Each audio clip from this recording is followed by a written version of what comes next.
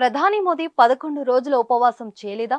ఒకవేళ ఉపవాసం చేస్తే దేశమంతటా తిరగడానికి ఆయనకు శక్తి ఎలా వచ్చింది? కేవలం కొబ్బరి నీళ్లు తాగి ఎలా ఉండగలిగారు? రామ మందిరం ప్రాణ ప్రతిష్ఠ వేడుకకు ముందు ప్రధాని మోదీ 11 రోజుల నిరాహార దీక్షపై కాంగ్రెస్ నేత కర్ణాటక మాజీ ముఖ్యమంత్రి వీరప్ప మొయిలీ సందేహం వ్యక్తం చేస్తూ లేవనెత్తిన ఈ ప్రశ్నలు సంచలనం సృష్టిస్తున్నాయి. గజం కేవలం 23,000 రూపాయలతో 165 గజాల భూమి కేవలం 38 లక్షలు మాత్రమే. అయోధ్యలో బాలరాముడి విగ్రహ ప్రాణ ప్రతిష్ఠ క్రతువు కోసం 11 రోజులు ప్రధాని మోదీ ఉపవాస దీక్షలో ఉన్నారు. జనవరి 12న మహారాష్ట్రలోని నాసిక్ ధామాలోని పంచవటిలో మోదీ ఉపవాస దీక్ష ప్రారంభించారు. ఆ 11 రోజులు కేవలం దుప్పటి వేసుకుని నేలపై నిద్రించారు. కొబ్బరి నీళ్లను మాత్రమే తాగారు. ఎలాంటి ఘన ఆహార పదార్థాలను తీసుకోలేదు. సూర్యోదయానికి ముందే నిద్ర లేవడం, యోగా, ధ్యానం చేయడం లాంటివి ఆచరించారు.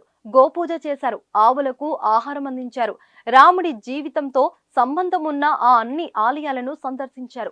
ఆంధ్రప్రదేశ్లోని లేపాక్షి, తమిళనాడులోని రామేశ్వరం, తిరుచిరాపల్లి, ధనుష్కోటి, కేరళలోని గురువాయూర్ ఆలయాలకు మోదీ వెళ్లారు. జనవరి 22న రామ్లల్లా ప్రాణ ప్రతిష్ఠ కార్యక్రమం పూర్తవగానే మోదీ తన ఉపవాస దీక్షను విరమించారు.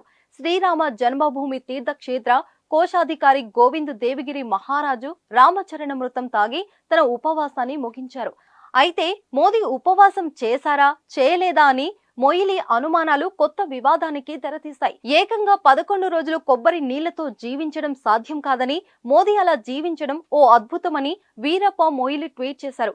కొబ్బరి నీళ్లు తాగి బతకడం కష్టమని తనకి ఓ వైద్యుడు చెప్పిన విషయాన్ని కూడా ఆయన ప్రస్తావించారు. ఆహారం లేకుండా మోదీ దేశవ్యాప్తంగా ఎలా పర్యటించారని ప్రశ్నించారు. అతని ముఖంలో అలసట కనిపించలేదని తెలిపారు. అసలు మోదీ ఉపవాస దీక్ష చేసి ఇలా బతికి ఉండడం ఓ వండర్ అని మొయిలీ సెన్సేషనల్ కామెంట్ చేశారు. ప్రాణ ప్రతిష్ఠ కోసం ప్రధాని మోదీ చేసిన ఉపవాస దీక్షపై తమకు అనుమానాలున్నాయని సంచలన వ్యాఖ్యలు చేశారు. ఒకవేళ మోదీ ఉపవాస దీక్ష చేయకుండా పూజలు చేసి ఉంటే బాలరాముడి గర్భగుడి అపవిత్రం అయినట్టేనని తెలిపారు. వీరప్ప మొయిలీ కామెంట్స్ పై బీజేపీ మండిపడుతుంది.